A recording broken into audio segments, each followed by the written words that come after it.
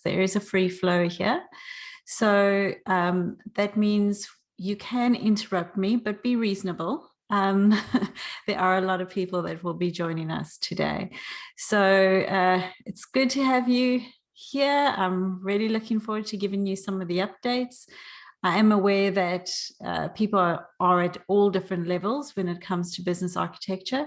So you're going to have to bear with me as well, because we've got quite a bit to get through today. I also have this new chair, which kind of creates like a cloak. It's really strange, but anyway, that's all right. At the end of the day, everything's working, so that's good to know. All right, so I'll give it a few more minutes. Does anyone want to use this time to ask? Yes, a quick question. Yes, there will be a video available after the session. So that will be good. You will need to go, you'll need to go onto our site. So it doesn't happen immediately, obviously. It would be great if everything automatically went into my website, but we will be loading it onto the website, and I believe that you will be getting an email confirmation to the link. So those, obviously, if you've registered, which you have, you will get that.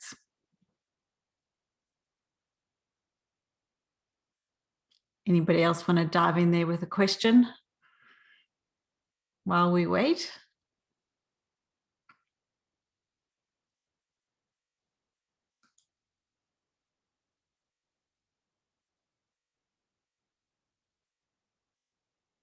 Welcome from Quebec. I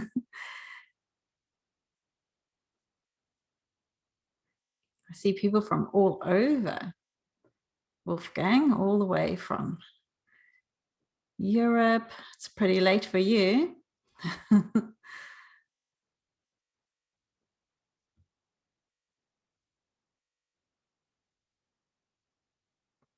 Hi, Montreal.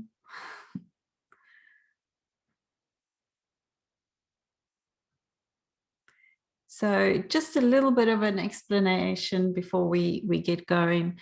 I'm really going to focus on, you know, some of the changes in BIZBOK and really focus a little bit more around your certification and, you know, the tools that are available to you. That doesn't mean we can't talk about how we would bring it in, you know, into the organization. Oh, so some people from New Zealand too. Welcome. London. Wow, that's quite late, Katie. And yeah, so just bear with me. We've got a lot of things to get through today in our 1 hour session.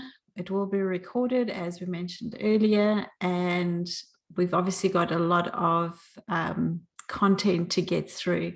So we're going to focus on the updates. I'm not going to explain everything about business architecture because obviously we assume that you're already at a certain level, but you can go onto our site and you can go to module 0, which is completely free, and you can get a overview of business architecture to have a look at. So there are options for you, but I'm going to go into a little bit more detail today. So if you feel you are a little bit overwhelmed with the information, your first start is go have a look at the material under our orientation for business architecture. And if you struggle, just send us an email or a text and we'll be more than happy to help you through that process. Okay, 1 more minute and then we'll get going. Hey, Georgina, I see ya. I don't really see ya.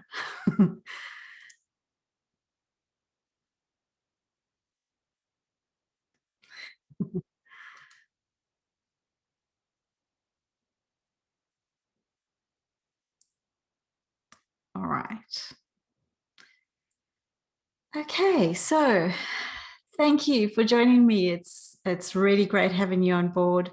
So as we mentioned, it is recorded, and from the recording, you'll get a link to go have a look. So you're welcome to share it. It is freely available to everyone. But I wanted to talk today about business architecture in 2021 and a growing field. And you'll know that there's lots happening in the environment for those who are heavily involved. And also look at certification. So how do you become a business architect? What are the changes that are being put forward by the Guild? So what's new in BIZBOK? And what seems to be a little bit of the trend. So I'm going to give you a bit of those updates. As I mentioned earlier, please feel free to ask a question. I just want to say we've got a lot to get through. So ask a question that's really, really relevant, if you don't mind, but we can go from there. All right, so I hope everyone can see the screen. If there's any issues, you need to let me know. It seems all right. Okay, I always like to start with a quote, and guys will notice that when you are in the training session. Today's quote is, "Every brick wants to be something." And considering that business architecture really does look at capabilities and bringing a whole lot of things together, I thought this would be the right quote for today. All right, so what are the 4 things that we're looking at? We're going to discuss your BIZBOK 10 release. And what does that mean, if anything? We're going to discuss some learning tips, which you can take towards your certification and your exam. And there's some hidden gems, which I've also recently discovered, which I'll share with you. And then how to use the current changes at work. So there's 2 additional sections in your BIZBOK guide, but also just generally, because sometimes when you do training, it does seem a bit overwhelming, you know, the content and what you're going to be looking at. So we'd rather just say, well, these are some options for you. And remember, we're not here to tell you what to do in the workplace. We're here to equip you with the tools and techniques of the business architecture profession. So that's the focus when we go through this. So firstly, as you know, I do design, you know, a lot of these things. We do it ourselves, just for visual purposes for our learners. Now, your business architecture framework, as proposed by the Guild, is consisting of 4 main, what I would call your foundational areas, which are your capabilities, your value streams, your information, and your organization. And then in that, you've got what I would say the supporting capabilities or the supporting areas are, which are strategies, initiatives, products, stakeholders, metrics, and policies. And this all forms part of your knowledge base. Now, the reason I'm telling you this is because the knowledge base at the moment has changed significantly with the BIZBOK Release 10.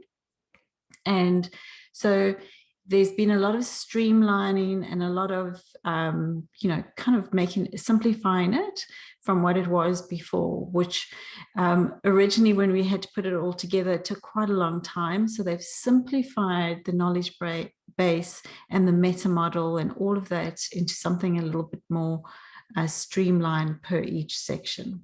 So for those who are new to this, business architecture, we focus on the core areas of building our blueprints and our supporting areas, and this all creates a business architecture knowledge base. So the changes in BIZBOK itself that has occurred in the last, well, I think it was released probably 3 weeks ago. So what happens with BIZBOK is they update every 6 months. I've been advised that they will no longer be doing that, and they will be updating every year. So the updates every year are just to stay relevant and keep up to date. There are no changes to exams. So everyone who's studied and gone through the program, there's absolutely 0 impact into your learning. But they are adding more content and refining content, which is great. So The good news is you won't have all these changes. Well, at least the good news for me is I won't have to make all these changes every 6 months. They will be once a year and be updated. The bad news, I suppose, is that, we're going to have to revise some of the content and just manage that process. But as I mentioned, the primary changes in your BIZBOK is chapters 1 to 9. Okay, I call it chapters 1 to 9, and I will explain that in a few minutes. But the primary areas that we saw in that model, they have all had their knowledge bases updated. So all those diagrams have been updated. There are 2 additional scenarios, which is quite significant. And then, which is in what we call chapter 10. And then there are 2 additional chapters, actually. Should have added that word. So 2 additional chapters where we talk about customer experience and business architecture, and we talk about operations, business operations, and business architecture. So those are the big changes that are occurring. And some of those things are really helpful to look at in the workplace. So for those who are in business architecture and wanting to go into the field a little bit more seriously, you can look at a lot of these case studies and the background and start applying it. And it's good to see that there are those updates that are occurring. So fundamentally, business architecture is your bridge from strategy to your actionable results. So, and I'm a straight talker. So quite simply, how many people would build a house without any form of design? And it's very few of us. I mean, there are a few out there that would do that, but most people would at least build something with some form of design. And so that's really how business architecture helps businesses build where they're going and move into actionable results. So business architecture is a key component into making good decisions, into building good business practices, into being able to have foresight, insight, all of those factors that will help individuals and business achieve the objectives that they're looking for. So there is a meta model that has been designed. Now, I'm a bit of a crazy person when it comes to lines crossing. So we've redesigned the meta model that exists in your BIZBOK guide. It is pretty much the same. There's 1 or 2 minor changes in the design, but your meta model covers all of that basic business architecture. So if we go back to this one, which is, these are your capabilities, and these are what we call the supporting architectural blueprints. How they work together and how they interact with each other forms the meta model that we're looking at. Now, you don't need to know all of this in terms of this is how you follow it in the workplace, but in terms of learning and in terms of studying BIZBOK, we do look at how these areas interact with each other. So when you have a strategy, it leads to an objective, it influences your stakeholder, it triggers a value stream. I've brought in requirements because I know how important that is in change in organizations. You've got initiatives that then get triggered, and you've got products impacted. And then you've got other things that are occurring in terms of policies, business organization, unit, information concepts, capabilities, and so forth. So when you're working with business architecture, so each one of these are individuals, but when you're working with business architecture, then we look at how it flows. So when will you be using certain things for certain areas? So this is basically the meta model of how the business architecture framework works. Remember, you can ask questions if you want to. And in each chapter of your BIZBOK guide, you will notice that they've created like a sub model or a knowledge base that it's called, of how that particular piece of business architecture is working. So for instance, here's a description of how capability works. Now, one thing I do want to add is that a lot of the tools and techniques that you can use, so it doesn't matter if you're using Iris or Fios or any of the providers' tools, what is really helpful is that these tools do allow you to, they do align with kind of the flow that presents itself with BIZBOK. So understanding kind of the background and how it's designed is quite helpful in that sense.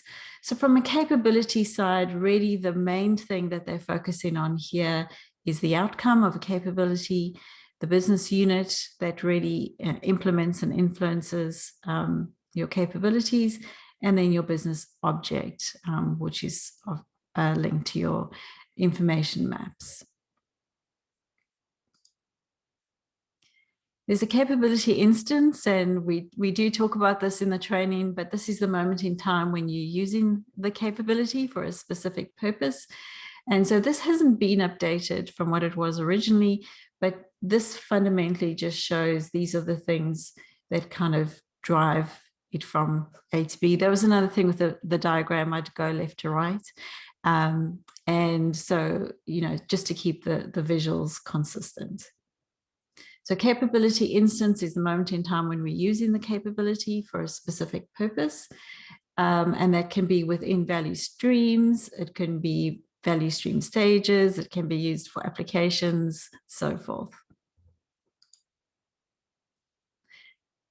The value stream stage has also been really refined to focus on the stakeholder, which is the triggering stakeholder, the value streams, and the capabilities. Now, you can see for those who do user stories, that is a very simple, as a so-and-so, I want so that I want what, so that I can do something. So your business architecture is aligning with a lot of that in terms of making sure your structure's working. Organization, remember, organization extends beyond the company itself, but it's part of the enterprise, it's part of the broader set of people that are involved, or business units that are involved in providing that particular service. So for instance, if you are a business that provides, let's say, delivers products, you still would use other partners to allow that product to be delivered. So you might use a courier service, or you might use, an airline. So remember, with organizations in business architecture, we don't follow the hierarchical structure of an organization. We focus on all of the different components of the business and how that business unit delivers to the capability and how the organization meets the objective. Information concepts are often what trips people up in business architecture, and I was no different when I first started, so I do know how that is. But basically, your information concept it's like breaking down what you need and makes explicit the objectives of your business objective. So again, you can start to see this pattern. And like I said, for those who've done requirements, you can see how a lot of this comes together. So imagine we have all of this done up front and early on. Writing requirements will be a lot simpler than it usually is, as business analysts often would explain. Same thing with our strategy. We focus in on the goal, the objective, the value stream, and the capability. So we focus in on that in terms of business architecture. Initiatives are key, and a lot of people, so you'll see there's a broader definition now in your BIZBOK, and a lot of people would say, okay, in your initiative, we'll just start that. But that often starts your business architecture is ensuring that you have initiative to get your business architecture going. So getting it happening is really where initiatives are really helpful. And then product, remember in business architecture, product is a service as well. So they're used interchangeably. And when I say interchangeably, what I mean is whether you're offering a service or you're offering a product, it's still considered a product in terms of business architecture because it's something that you're generating. And so again, your initiative, your business unit, your strategy, and then your capabilities leads to your value proposition from your product. Stakeholders. So stakeholders are different to business units, and that can be a little bit confusing initially, but it isn't. Because we do have stakeholders that play, trigger value streams. We do have stakeholders that make decisions. So it's not always just the business unit. It could be particular stakeholders. And particularly when we're looking again at requirements, you'll notice that the particular stakeholders have a role. So I'm not making this about requirements, but I'm just pointing out that when you have a business architecture and you're working within let's say an initiative that's happening and you've already done some of that architecture, it makes life so much easier when you are doing change and you are, focusing on how to improve the organization. And then policies often get missed out, and they are really important in terms of ensuring that our architecture meets, let's say, some governance in terms of making sure that we are following the rules that are required. And particularly if you are a company that works across borders, so you're not just governed by a policy in, let's say, New Zealand, you're governed by policies in all over. So that does help when you have that architecture in place to ensure that there's alignment within your organization. And then simply explain the requirements. So this was one that's now been added to your BIZBOK, and I'm very excited about it because it's actually quite a significant add where your value stream, your stakeholder, your capability, and your objective with your initiative, really your requirement kind of drives that. So it's nice to see that some of this alignment is coming in now in a lot more focused way. And remember, as a business architect, to learn the profession and how all of these work together, regardless of what methodology you're using or, which form of enterprise architecture you are part of, it's good to understand how these things connect to each other. So it's great to have this now as part of the conversation.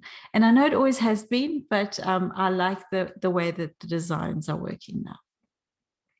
All right, so now I'm just going to quickly go into, if there aren't any questions about your meta models and your breakdown, which is the main area that's been affected. All right, so getting certified, obviously we run our course. I'm not here to sell you the course, I'm just here to tell you. But I want to show you how those materials are broken down. And then the Guild, we are obviously an accredited training provider with the Guild. So we do look at what you need to learn in order to get certified.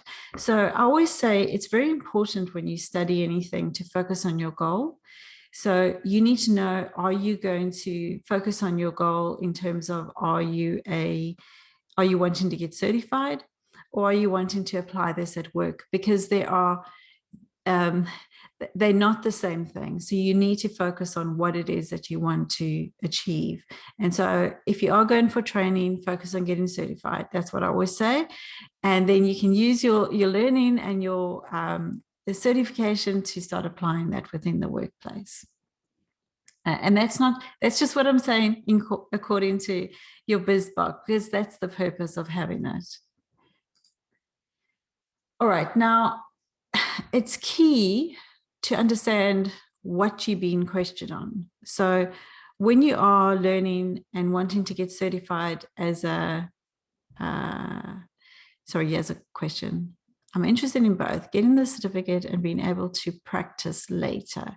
Yes, so the two work hand in hand. So this is why I keep reiterating this, I think it's important. Business architecture is a profession. So you need to have certain skills. And in order to pass your exam, you need to understand those skills and that approach and how you're doing that. So by getting certified, you can then apply that practice within your workplace, which is a whole different kettle of fish, but that is something that you can look into. Okay, so in terms of your exam structure, what are you being questioned on when you are going to write your exam? So the way that I've broken down BIZBOK is BIZBOK at the moment has all these parts and it can be a little bit confusing. And so I'm a pretty simple person in terms of let's break each down into a module or a chapter, however you want to term it. And each of those elements, we focus on what do you need to learn and what will you be tested on. So that's the key thing. Exams don't happen in a vacuum. You are tested based on certain objectives that you need to meet. And I'll show you what those objectives are in a minute. But these are the primary areas listed by BIZBOK now, or by the Guild. Now, there are no changes in your exam. So they've added these two modules. They've updated the knowledge bases. But the exam structure hasn't changed at all. So if you look here in module 0 of what we offer, which is just the foundational concepts, the basics, that is part of your testing. We don't get told the percentage, but you can more or less assume that they equally, asked. We look at the core modules, so those 4 ones: capabilities, value streams, organization, and information mapping.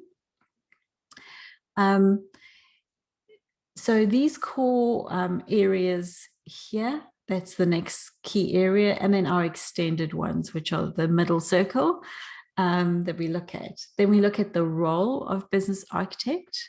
We look at business architecture governance. We look at the scenarios. So there are about, I think it's 14 scenarios now that they look at. And then business architecture, infrastructure management. So that really is about the knowledge base. So we spoke about the knowledge base today. And so the question is, if there's no changes, what does that mean? So fundamentally, you'll have to look at the higher level and you'll have to know the principles of your business architecture knowledge base. So not so much the design, but more around the principles of what that business architecture knowledge base is. And then you asked around the disciplines of business architecture, so the practice.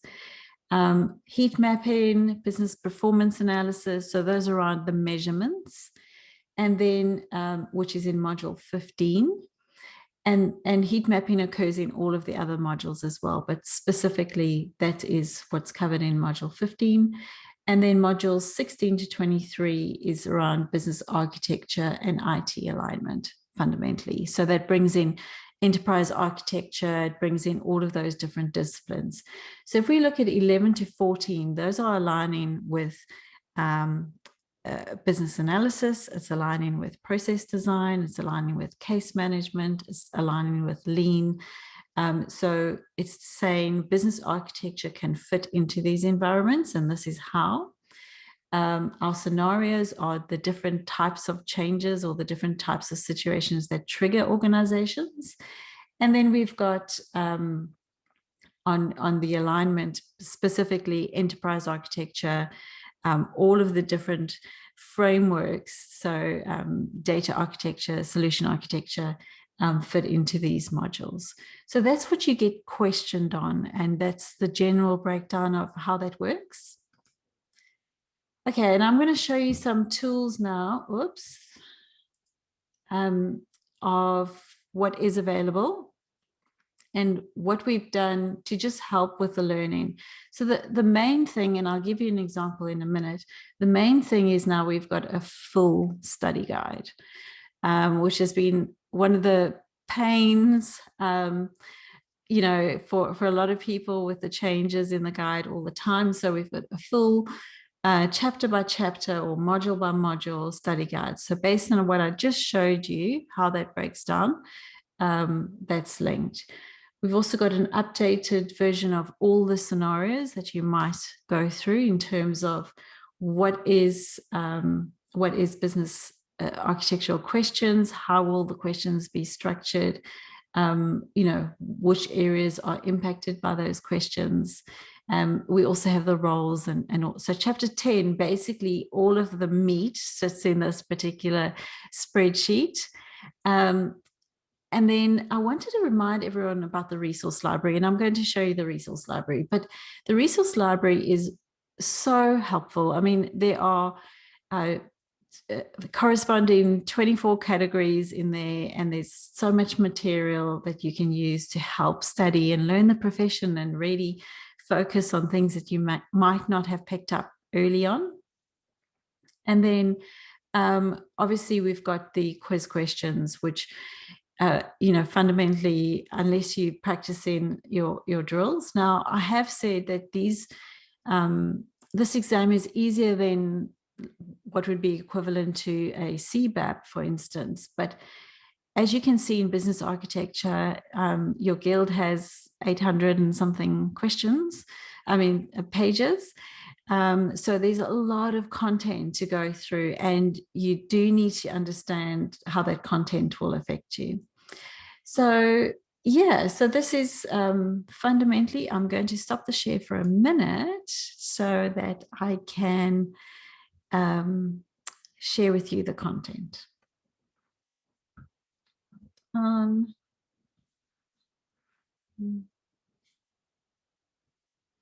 want to close.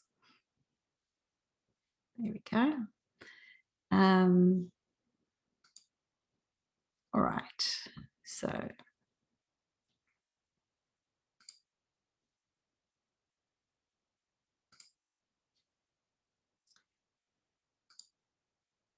all right, so your study guide. I hope you can see everything all right. Okay, so you should see a document, yeah, that says, here's your pathway and your supportive material. Now, so obviously we are an accredited training provider, which means we have the right to, prepare derivative materials. So I'm just saying that up front. And it's, our whole program is endorsed by and approved by the Guild.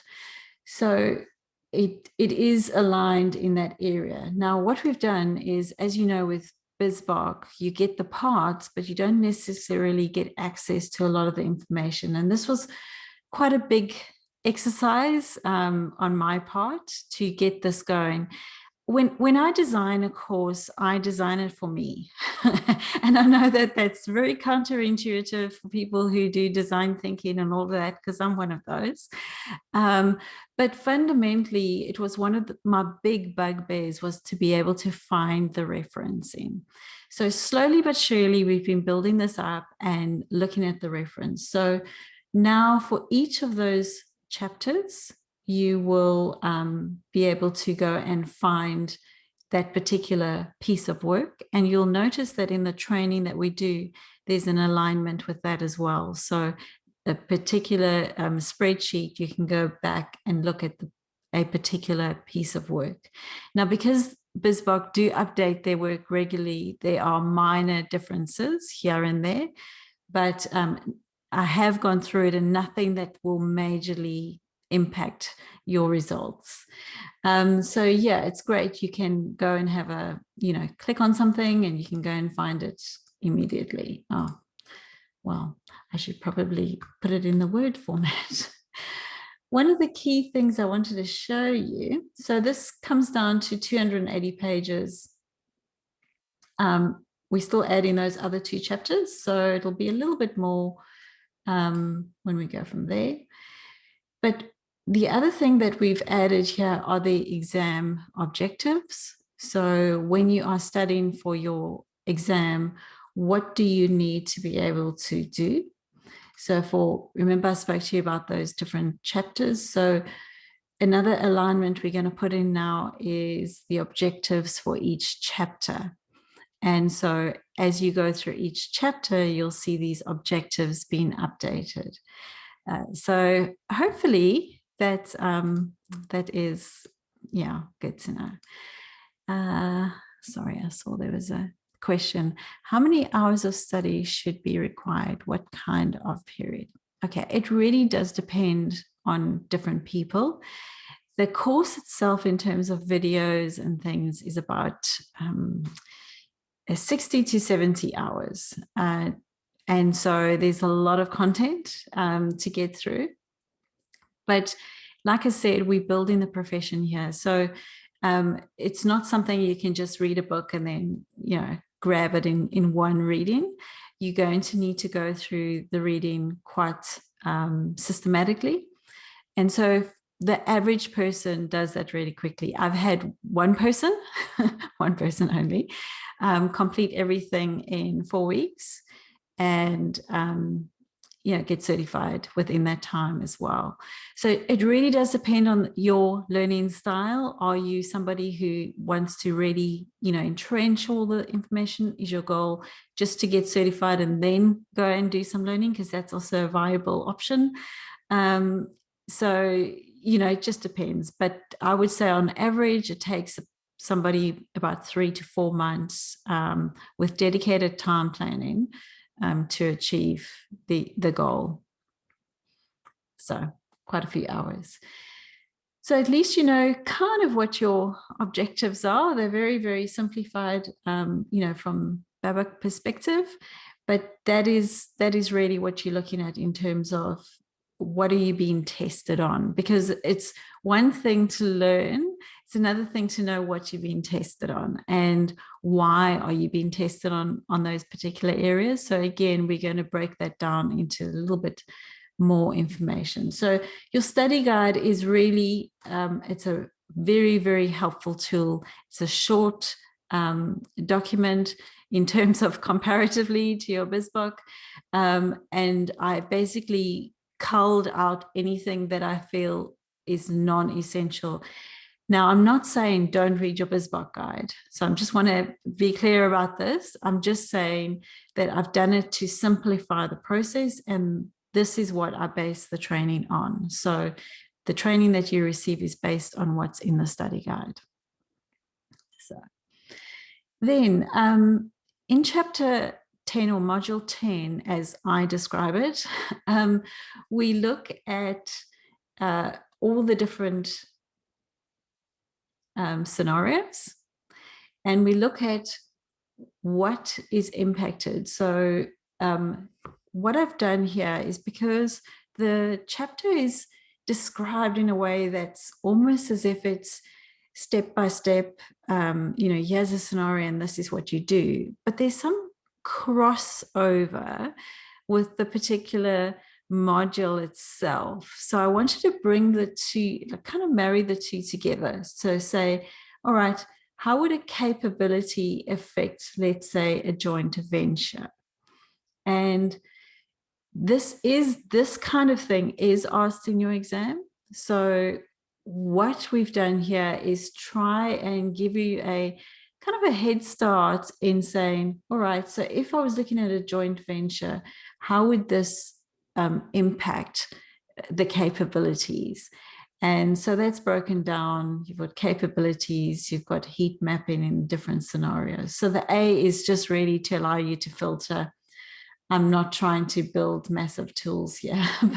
So if you remove the blanks, it'll show you particularly that, that scenario where you've got change management and what is in your BIZBOK guide in terms of how that all comes together. So that's a tool that we provide, which is just to help you study and learn the field a little bit better. There is the maturity module, maturity overview, which is also chapter 10. This is all chapter 10, the governance, how the governance structure works, and then overarching the roles of business architecture. So this I've pulled out from all over the BIZBOK guide. So you do have a chapter, well, you have a part in your BIZBOK guide, but there is stuff that happens in other chapters, like in capability mapping chapter. It does refer to the types of roles that the business architect would play in capability mapping. So this has all been brought together. And like I said, it does change here and there in terms of, what's happening in your BIZBOK. But there's no change to your exam. So at the moment, we've got a successful exam, people. So this is what we're going for. Then I really just wanted to show you your resource library. So I'm just going to quickly go in there. And I'm going to, sorry about this, everyone. Drag that on.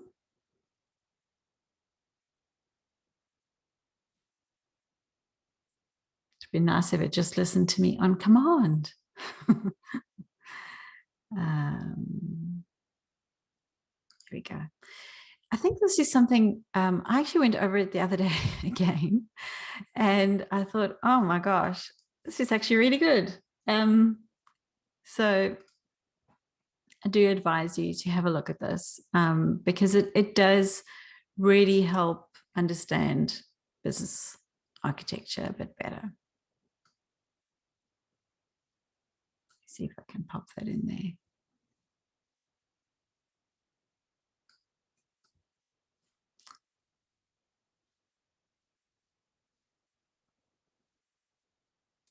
Sorry.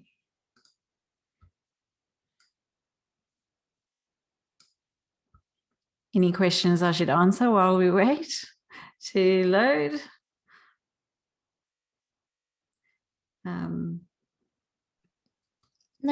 No. Oh, there's one question. Okay. The study guide can be downloaded. Yes, it can. So during this week, we are busy updating all of our business architecture materials. So it's just going through a bit of testing, but by the end of the week, everything that I've discussed today will be in your guide. So let me just go in here. And all right, so good. Okay, so the resource library. So when you are part of this course, now, this is what I want to reiterate. Studying any kind of body of knowledge, whether it be BIZBOK or BIZBOK or PMBOK or any of the books, is quite overwhelming. And one of the things, and having been someone who's done all of these, is really to create a space where you go to one place. I didn't want to have to now go and Google stuff because I'd never heard of, let's say, case management, or I'd never been part of Lean. I wanted to find everything in one place. So that was really important for me. And no, you don't require any work experience for the CBA. So that should cover it all. Does one need to see? Okay. Yeah, definitely business analysts. In fact, and I say this to everyone, most business architects were previously business analysts, because you can see the gap that's required. So, so really for me, the key thing was, how do we how do I give you the best bang for buck in terms of you don't have to go and browse the internet to try to find information. And one of the key things in all of the courses is a library of resources. So when we do the course, when we study BIZBOK and we study for the exam and we do the quiz questions, we follow that because that's the content. But if there's anything you don't fully understand, we've got the library, which is basically curated information that's been gathered. Now, anything that's directly linked to the BIZBOK, if you're not a member, you won't be able to access it because that's their restriction. But if you are, you can access any of this content. So there's some content that's BIZBOK related or guild related. So you'd have to be a member. But if you are planning on doing your exam anyway, it makes sense that you are a member. So we've got a link to the guild provided study material. You've got your BIZBOK templates that you can download. And then you'll notice for each of these, so for capability, here's further information that you can use. So for each of the chapters, and this is why I say I've broken down BIZBOK into chapter by chapter. And so for each of these, there's a corresponding video, and you can see there's quite a few. And there's quick links, study guide material, so your core domain recap and recommended materials. So both Daniel and Fios, I do recommend having a look at their tools and what they have available, because that is very, very helpful. So here is a link to all of the materials you can do to help support your learning, but not only that, to actually take some of these techniques into the workplace. And I think that was where I was trying to go with this, is once you've got all your tools and you're equipped, you can then start applying it reasonably within the workplace. So you don't have to worry so much about, is this right, or is this, you know, am I doing the right thing? You've actually gone through the process and you can see. So everything that you see in the library has been, I've personally gone through to see if the material and the content is appropriate and will benefit yourself. So what relation have you seen to the sample test in the guild? You might have to elaborate what you mean. So maybe just elaborate, but what I understand by that question is, how aligned are we with the guild exam? Very. Based on those who've successfully passed, they've all scored really well. I'm not allowed to know how much they scored. I'm not allowed to know anything about the exam, but yeah, but there are people who've scored really well in their exam. So it's just the rules that the guild has. So unfortunately, I can't share any of that information. It would be great. I know that other body of knowledges share those scores with other people. So, but yeah, they don't do it with the guild. The other thing, what was I going to say now? Sorry, I got distracted for a minute. Okay, so then obviously your quiz questions, we also have those available. So you go back to your dashboard.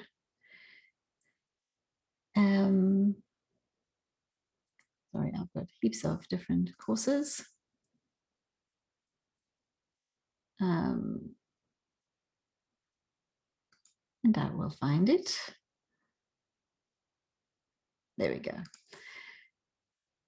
So the idea is, what is the success rate? 100% at the moment. Touch wood. Obviously, success rate relates to the student themselves, and I advise anybody who's studying to first contact me before they take the exam, just so that we can go through all of your results and see if you are actually ready and you've understood some concepts. But you know, you're all adults and you can make your own decisions. So at the moment, we've got an excellent success rate, which I'm very proud of. But it does depend on how the student studies. So at the end of the day, I can't make any guarantees about anybody. at the moment, I'm very happy. All right, so you've got these quiz questions. So the readiness test is always what is provided by BIZBOK free. So the Guild provides these actual exam questions. So these are, this is the type of question you'll be asked. You'll see there's some simple, there's some not so simple. So I'm going to just show you, I'm going to click any, I'm not reading this. It'll tell you if the answer is correct or incorrect. We in the training give you some answers, and in other areas we give you answers, but it does depend on how we structure the course. So if you're in a drill, let's say, you have to do the drill and it'll tell you if you passed or failed. So we do these simulations, we do these drills. So it's kind of what you will be asked in the exam. So there's a lot to go through in terms of your content, your work, but I think that the profession of business architecture is one worth pursuing. It's definitely growing. And so I've been in it for quite some time, and I'm quite excited about where it's going. And so just quickly, I'm going to now share. I'm just going to open it like this. I'm going to share the last 2 modules that they've included.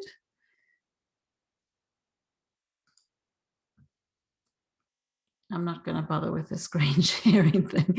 Let me just close this. So they've now included in your BIZBOK the business architecture operational model. Now, all of the images I'm showing you come here are straight out of BIZBOK. So I know that Wolfgang, you'll probably recognize the next image. So I've just pulled it out. So this module is around the operating model of a business and how you can use business architecture to link to that. And this is why I'm saying business architecture is great, because you'll learn the practice and then you'll learn how to apply it in different business scenarios. So this is new, and I think this is very much needed. And then the next new module is customer experience. So they use an enterprise design framework, which, if Wolfgang is still here, doesn't seem like it, is part of what they're busy looking at the moment in terms of architectural thinking. But customer experience obviously is an essential component of ensuring a successful business. I mean, that's what we're here for, isn't it, for our customers? So these 2 modules, I think I'm quite excited about. They will be included into the training. We won't be doing any quiz questions on them yet because they're not needed in there, but at some point I'm sure that the exam will adjust to accommodate these additional chapters. So they will be included in your training. Yeah, so fundamentally that's what's happening. It's been a bit of a crazy month putting it all together, but hopefully you will find it helpful, and that your profession of business architecture will grow and you'll be able to work a bit more with that. So let's see, I think there's another question.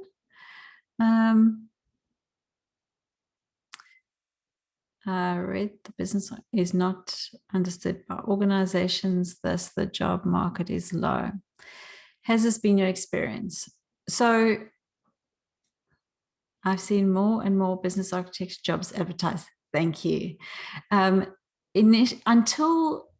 we get, like I was saying, business architecture in New Zealand and in Australia is quite big.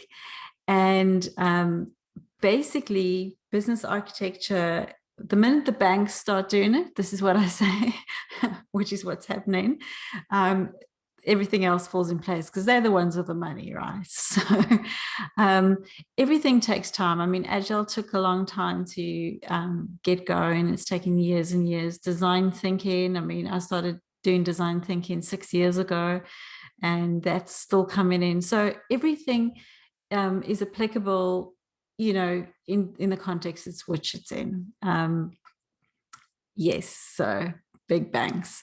So having that badge, even if you apply, let's say you're a business analyst and you get certified as a business architect, you've got a natural progression field from your current role into migrating to a new role. So, you know, it really does, it does align. So what's the advantage of BIZBOK over Togaf? Okay, good question.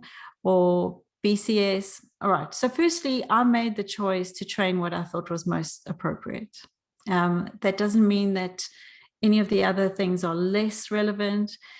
BIZBOK went into detail around business architecture as a profession. So it focuses on business architecture. And I just use the example as a business analyst. You know, it doesn't matter if you're an agile business analyst or digital business analyst, or you're a process business analyst. As a business analyst, you learn about business analysis and how to do the profession. This is what BIZBOK does. It teaches you the profession of business architecture. And so Togaf is a framework, like Agile is a framework, like the Zachman framework. Those are all frameworks, and business architects play a role in those frameworks. And so when you study the BIZBOK guide, you're studying how to be a business architect. And the BIZBOK guide shows you how your business architecture links to Togaf, for instance, and the other frameworks. The BCS I have semi-explored, but I haven't totally explored. I felt that BIZBOK covered the majority of the profession, and that's why I decided to go with them. That doesn't mean that I disqualify any of the other options, but that was my choice at the end of the day. I felt that they were giving the most bang for buck in terms of what a business architect needs in terms of understanding how it all works. Okay, hope that helps. Any other questions? I don't know what the time is. Oh, we've got 3 minutes. It's not too bad.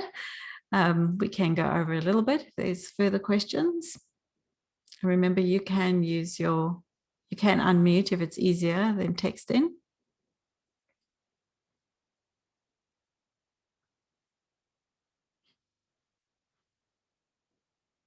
Okay. So I've just joined the guild. Is there an equivalent? This is architecture. I don't think so. I don't think so, Robert, but I could be wrong. So take it with a pinch of salt. What do you need to get renewed? So you don't need to retake any tests, thank goodness. You do need to prove that you've been for training, and training could be through webinars, through any of the, like you could attend some of the online webinars that they have. There's multiple ways in which you can do that. Yes, exactly like that. I don't know if they call it CDP hours but it's something like that. Yeah, they use a different acronym, I think. So you just need to have training and you can put it in there. It is a little bit of a manual process because it doesn't directly link, but the good news is they have these webinars. So go and join a couple of them and you'll get your extra hours. But you never have to take the test again. So that's always a bonus. A variety of industry reference models. Yep. So the reference models are really, really helpful, and they are in your BIZBOK guide. And as a member, you get access. So instead of trying to design the whole thing yourself and design business architecture, go and use the reference models. And like I said, some of these tool guys already have loaded the reference models, so you can actually use them as well. So a variety of are in the process of creating companion guides that will present additional scenarios in the role of business architecture. Okay, I'm not sure if that's a question. or should I open up? No. So yes, that's true. Okay, so if there aren't any other questions, I hope that you found this helpful. We will be updating, obviously, our platform over the next week, so that'll be good. And thank you for taking the time to sit it out with me, and hopefully you found that insightful. And good luck with your studies. And I really do think that there's some good stuff out there that you can learn. So happy learning, everybody.